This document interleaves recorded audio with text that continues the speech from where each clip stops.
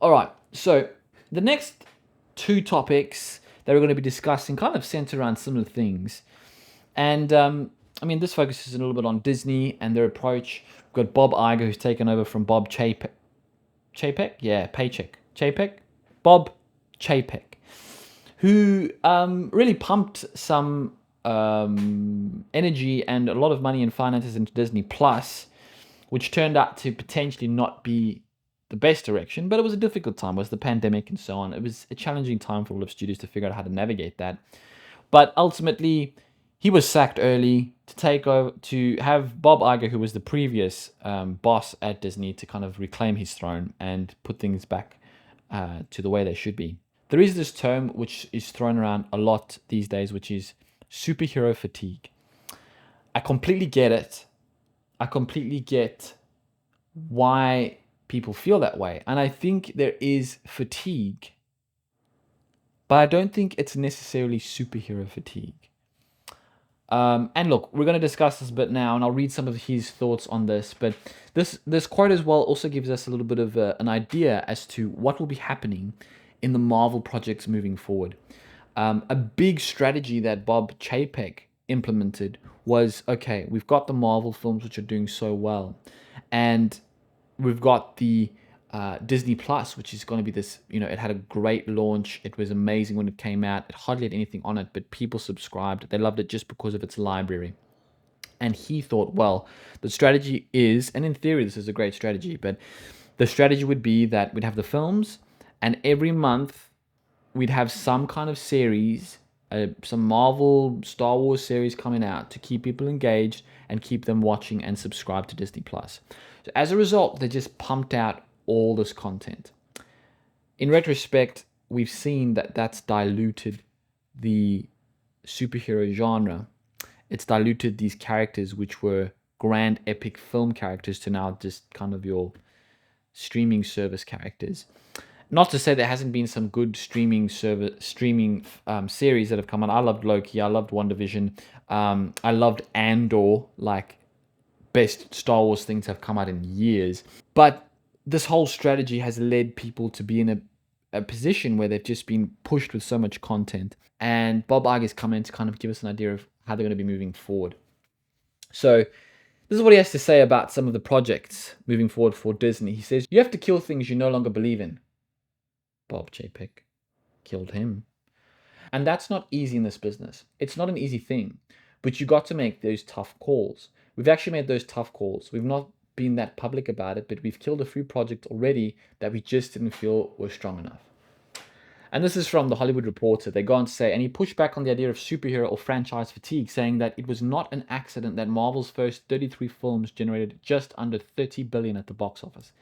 That is like extraordinary to think that 33 films generated just under 30 billion at the box office is crazy. No other franchise in the history of Hollywood has been able to boast that level of success.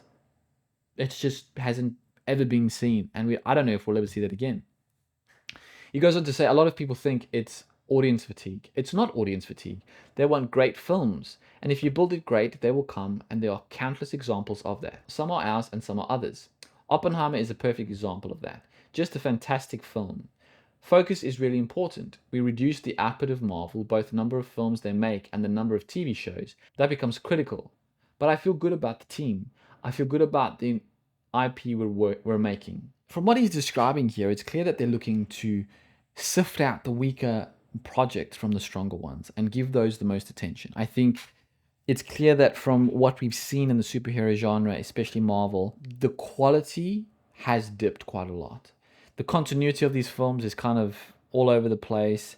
The quality of the stories is, I can't think of a movie I've watched since Endgame that has come anywhere close to really where a large majority of the Marvel films were before that. I loved Shang-Chi, one of the few that I feel were really great. But outside of that, I can't think of a superhero movie that I watched was like, wow, that was really great. Shang-Chi was probably the one that is the best since. But he's saying we're focusing on the most important ones. And that's what they're doing right here. He's saying, like, let's get rid of, we're stretched too thin, we're juggling too much. Let's focus on what really matters.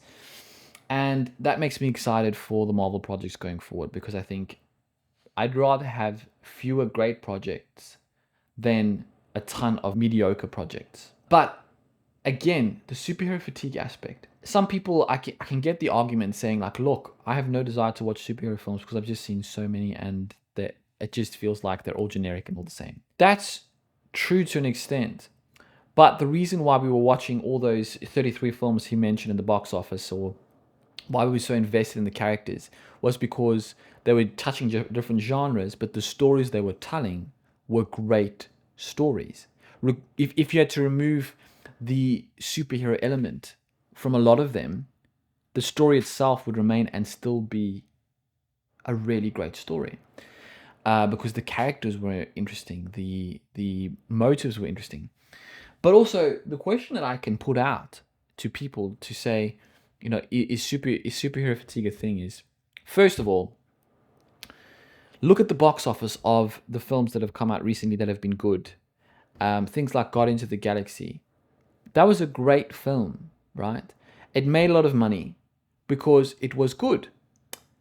That amidst a whole lot of weaker films which didn't make money. I mean, if it's good, people will watch it. That's all that people want. The second thing about this is that if I just to ask you to think of your favorite superhero movie that has come out in the past 10 years, and say that had never come out, but that it was coming out today.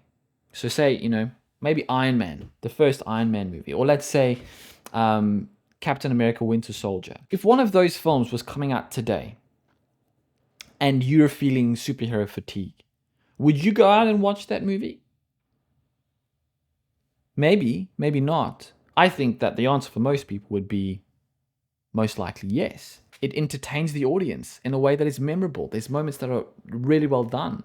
What it feels like for a lot of the sausage factory that's been producing all the superhero films these days with medium quality is that it's just something we've seen before. So that's one aspect about Marvel that I wanted to discuss with you, just to talk about Bob Iger's comments and to just get an idea of how he views this. If they make quality, high-level, character-driven stories that can help the audience feel like they care, I think there's a lot of potential there.